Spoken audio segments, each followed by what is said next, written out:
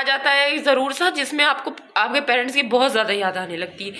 तो आज मुझे अपनी अम्मी की बहुत याद आ रही थी।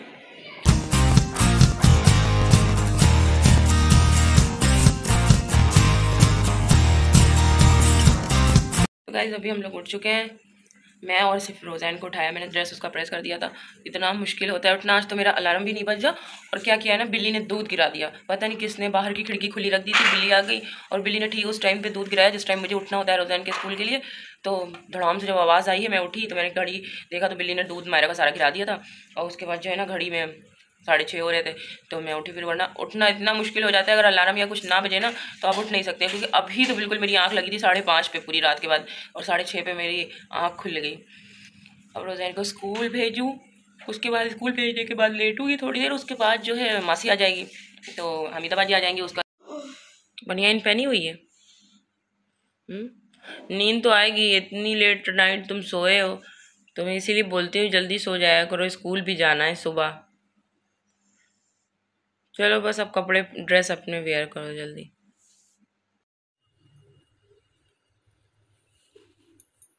अल्लाह हाफिज़।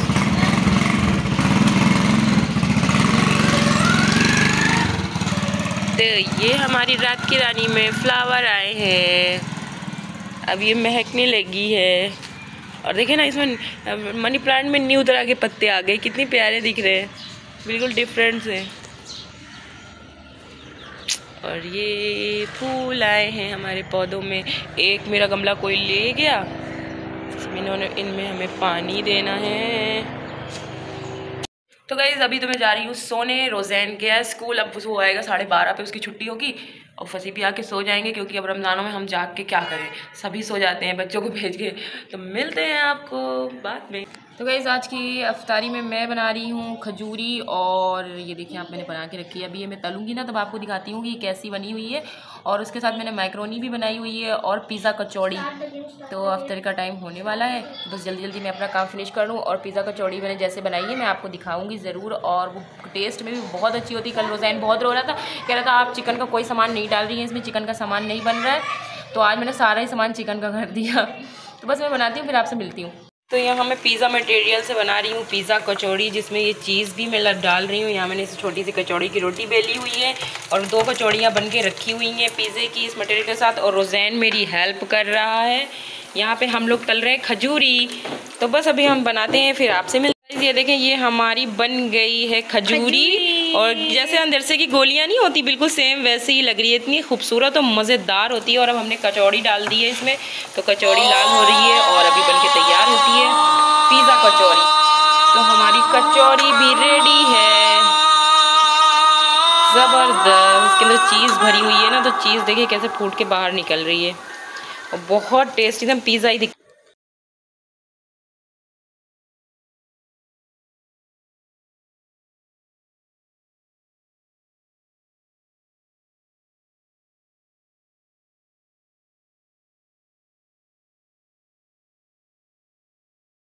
तो रोज़ा खोलने से पहले हम लोगों ने ऑर्डर कर दिया था सब्ज़ी का, तो वो रोज़ा खोलने के बाद दे के गया है सब्ज़ियाँ। अब मैं उसे उठा के रखूँ, इतना बड़ा काम होता है रोज़े के बाद किसी काम को अंजाम देना। अच्छा, ये सब्ज़ियाँ हम लोगों ने पता है कब ख़रीदी, जब आप लोगों के सामने मैंने दिखाया था। रमज़ानों से पहले मैंने चीज़ें ख़रीदी थी, तो बस उसके बाद अब ये हम ख़रीद रहे हैं पूरे 15 रमज़ान लग जाने के बाद हमने सब्ज़ियाँ ख़रीदी हैं। तो बस अब इन्हें मैं फ्रिज में रखूँगी। कसम से एक काम करने का दिल नहीं करता, रोज़ा खोलने के बाद दिल करता है बस सुकून से बैठो। लेकिन बहुत सारे काम ऐसे होते हैं जो सर पे पड़े होते हैं, बच्चों का दूध उबालना और कोई एक्स्ट्रा काम निकालना, खाना देना, ये करना, और कोई काम करने का दिल नहीं करता। फंसी सुन लेंगे तो मुझे आगे बोलेंगे हाँ तुम्हें तो बहुत ऐसे ही हठराम हो गई हो। सही तरह का यूज़ असलियत में ना फ्रिज में जो है रमज़ानों में ही होता है। रमज़ानों में बहुत सही तरह का यूज़ फ्रिज का होता है। इतना सामान होता है कि चारों तरफ फ्रिज भरी होती है। तो अभी फ़िलहाल हमें नीचे के डिब्बों का सब्ज़ी का, हमें रोज़ैन ने धनिया रखी थी, शॉपर वैसे ही निकली रह गई और धनिया भी शायद शॉपर से निकल गया। क्या कर रही हूँ मायरा, भारी पड़ेगा, तुम नहीं रख पाओगी। तो मैंने सारी सब्जियां इसमें रख दी हैं। और मैंने इस बार सब्ज़ी मंगाई है, पिछली दफ़ा नहीं मंगाई थी। अच्छा दिल भर गया मेरा तो, मटन चिकन ये उल्लू खाते खाते मैंने फती को बोला सब्ज़ी भी ऑर्डर कर दो भाई, सब्ज़ी भी खानी है। मैंने फिट कर दिया डब्बे को। मटर का बॉक्स है, टमाटर वाला भी रख दिया और ये गाजर है, गाजर। आप लोग देख रहे हैं मेरी रोई रोई सी आंखें लग रही है ना, तो सच्ची बात मैं रो ही रही थी क्योंकि मेरा तब अजीब सी आज तबीयत हो रही है मेरी, और तबीयत भी नहीं ठीक है और अजीब अजीब सी तबीयत है, अजीब से ख्याल से उलझन सी मन में इतनी हो रही है, कुछ समझ नहीं आ रहा कि क्या हो रहा है। और आजकल इतना वायरस फैला हुआ है, नज़ले ज़ुकाम बुखार इन चीज़ों का बहुत ज़्यादा, सब चारों तरफ जिसे देखो उसी को नज़ले ज़ुकाम बुखार हो रहा है। आज यहाँ पाकिस्तान में तो 23वीं रमज़ान की रात है, मतलब कि दूसरी शब कदर है पाकिस्तान में। आज इंडिया में तो आज 22 होगी और पाकिस्तान में 23 है।